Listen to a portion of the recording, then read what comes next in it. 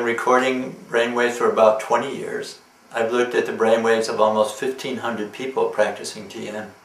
And over that 20 years, the brainwave patterns remain quite similar. What's changed is the equipment. Behind me you see the equipment I started with. It weighs 300 pounds and only recorded 12 channels. This is what we use now. Records 32 channels. We can have up to 256. It's battery powered. Fits in the carry-on. It allows me to do demonstrations so that when I give presentations on EEG patterns during TM, I can actually show you what is happening. I'd like to show you how the brain changes as a person begins the Transcendental Meditation technique. My oldest daughter, Dariana, she's the brains of this presentation. She's an MUM student. We'll be looking at her brainwaves when she's sitting, looking at you, and then also while she's closing her eyes and transcending. So what I've done is selected 4 leads, 4 points on the scalp. This front top one is the front left of the brain. This bottom 4th one is the front right. The front part of the brain, that's your executive centers. The back is your visual processing center. The point I want you to notice is a number of things. What's going on in the front of the brain is different than what's going on in the back. Also notice how active, how thick these signals are. This is very fast processing. This is what your brain does when 450 people are looking at you.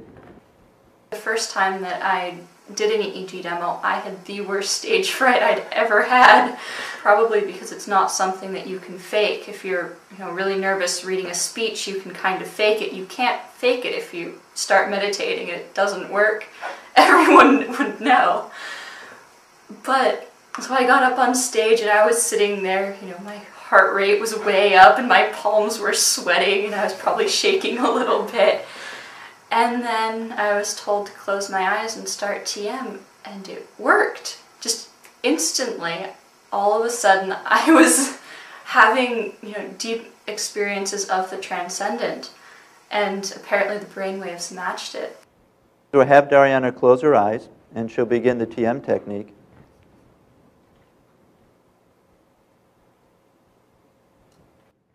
And what you'll notice is one thing is this fast activity will begin to disappear and you see very slow rhythmical activity. This very high amplitude rhythmical activity is alpha activity. And you'll also see it in all the different sensors. It was first seen here in the back of the brain. Notice as well we see this rhythmical resting rhythm of the cortex here in the front of the brain. That whole mental chatter that's constantly going on, evaluating, deciding, planning, worrying, all of that is settling down. What happens is everything else, all of the normal thoughts and activities, just mental activity goes away. And it just becomes that mental silence that's there anyway. It's really natural feeling. It doesn't feel like you're doing something foreign to yourself. It's just really just kind of letting your mind experience itself. What we'll do now is just watch the brainwaves while Dariana meditates.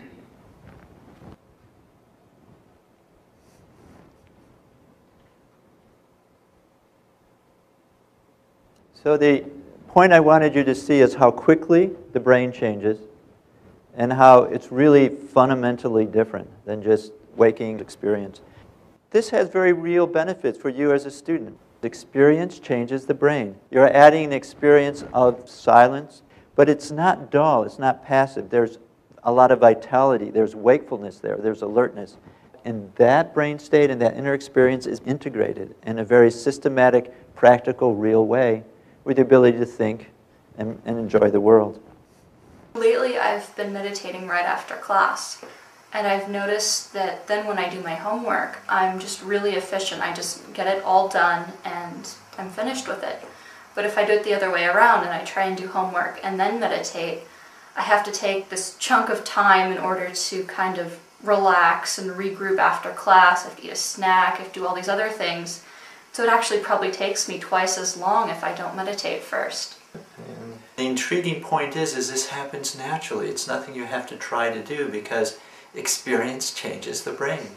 And moving the brain back and forth from this restfully alert state during TM to focused processing and activity, the two begin to be knit together into one very integrated function. of brain and consciousness.